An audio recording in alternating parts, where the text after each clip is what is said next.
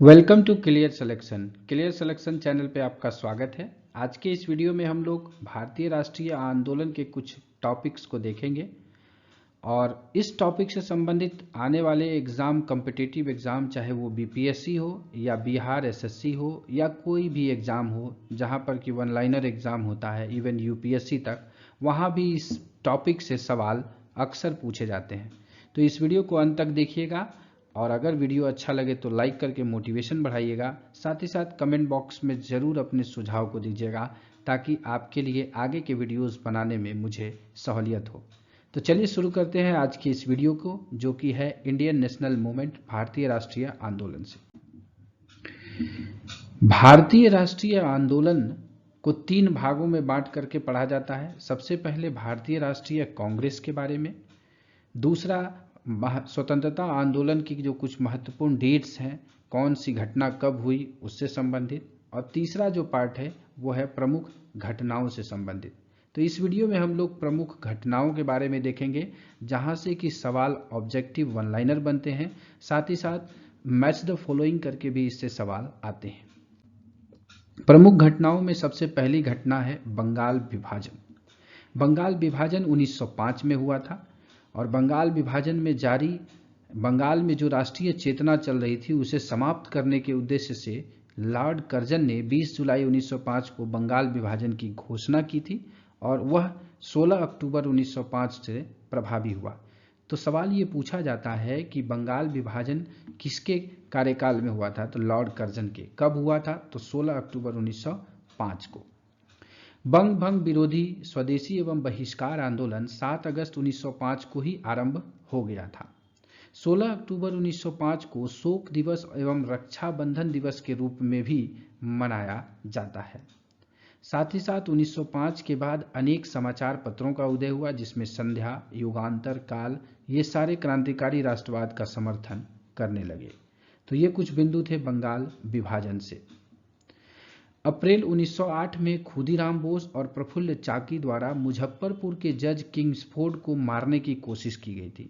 तो ये अक्सर सवाल पूछा जाता है कि मुजफ्फरपुर कांड में कौन शामिल थे? तो खुदीराम बोस और प्रफुल्ल चाकी। वहीं यह घटना कब हुई थी? तो अप्रैल 1908 में हुई थी। किसके विरुद्ध हुई थी? तो जज किंग्सफोर्ड के विरुद्ध हुई थी। अगली जो महत्वपूर्ण बिंदु है, कोलकाता में जो दिल्ली राजधानी परिवर्तन के समय वायसराय हार्डिंग पर बम फेंका गया था, उसकी योजना किसने बनाई थी? तो रास बिहारी बोस ने बनाई थी। यह एक अनसुना सवाल है जो कि आने वाले बीपीएससी एग्जाम में आपको जरूर दिख सकता है।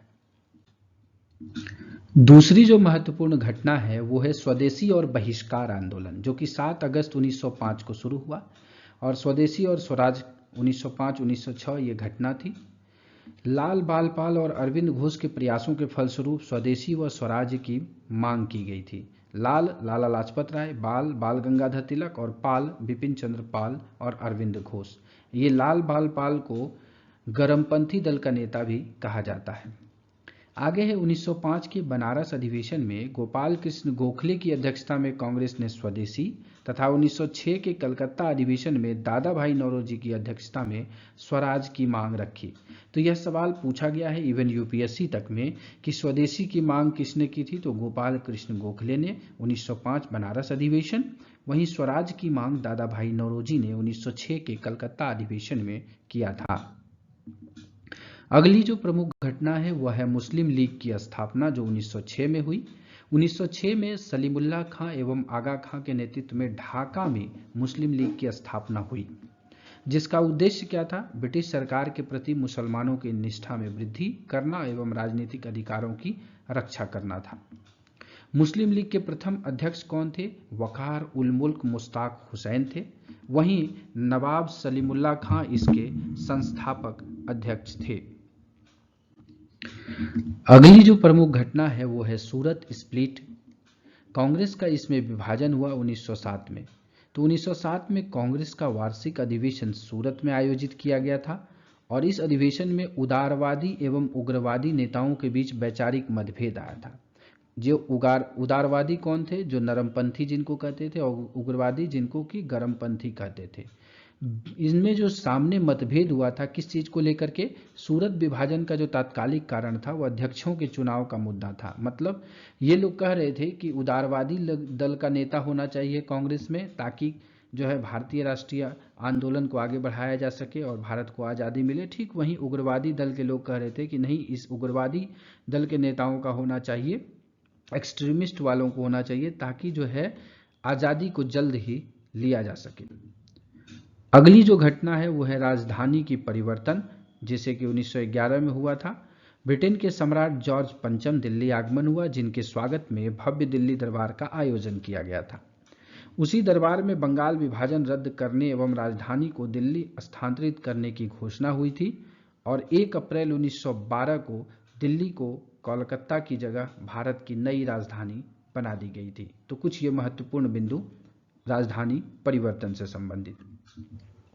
अगला जो महत्वपूर्ण है वो है ताना भगत आंदोलन 1914। ताना भगत आंदोलन बिहार के दक्षिणी भाग, जो कि अब झारखंड है, 1914 में आरंभ हुआ था। यह आदिवासियों का पहला आंदोलन था जिसमें सत्याग्रह को महत्व दिया गया था। महत्वपूर्ण बिंदु है ये कि जिसमें सत्याग्रह का पहला महत्व दिया गया था, आदिवासियों का यह पहला आंदोलन। उससे पहले आदिवासी हिंसा का प्रयोग करते थे। आगे देखिए, इस आंदोलन को जतरा भगत नामक व्यक्ति के नेतृत्व में प्रदान किया गया था। मतलब जतरा भगत जो है वो ताना भगत आंदोलन के नेता थे, नेतृत्वकर्ता थे। और यह आंदोलन किस लिए हुआ था? ऊंची भू राजस्व दर और चौकीदारी कर के विरुद्ध में हुआ था। अगली जो महत्वपूर्ण घटना है वो है समुद्री जहाज की घटना, जिसे कि कामागाटा मारू प्रकरण कहा जाता है। 1914 में हुआ था। कामागाटा मारू प्रकरण 1914 कनाडा में भारतीयों के प्रवेश से संबंधित विवाद था। यह विवाद ये था कि गुरदीप सिंह नाम के एक व्यक्ति ने कामागाटा मारू जहाज पर 376 भारतीय यात्रियों को लेकर के कनाडा में की ओर प्रस्थान किए थे, लेकिन कनाडा सरकार ने उस जहाज को वहां पर लगाने से मना कर दिया और यात्रियों को उतरने नहीं दिया था। तो ये घटना कामागाटा मारू प्रकरण के नाम से जाना जाता है। अगली जो घटना है वो है लखनऊ पैक्ट से संबंधित, लखनऊ समझौता। 1916 में मुस्लिम लीग के नेता मोहम्मद अली जिन्ना और कांग्रेस नेताओं के बीच समझौता हुआ और एक संयुक्त समिति का गठन हुआ। 1916 में मुस्लिम लीग और कांग्रेस का संयुक्त अधिवेशन लखनऊ में हुआ और इसकी अध्यक्षता किसने की थी? अंबिका चरण मजूमदार ने। इंपॉर्टेंट ये है कि अध्यक्षता अंबिका चरण मजूमदार, 2 बार बीपीएससी ने सवाल पूछा भी है ये। लखनऊ अधिवेशन में 2 महत्वपूर्ण घटनाएं हुई थी। पहला क्या था? पहला ये था कि जो उग्रवादी दल 1907 की सूरत अधिवेशन में जो अलग हो गए थे कांग्रेस से, उन्हें फिर कांग्रेस में मिला लिया गया। साथ ही साथ कांग्रेस और मुस्लिम लीग के बीच एक ऐतिहासिक लखनऊ समझौता हुआ था।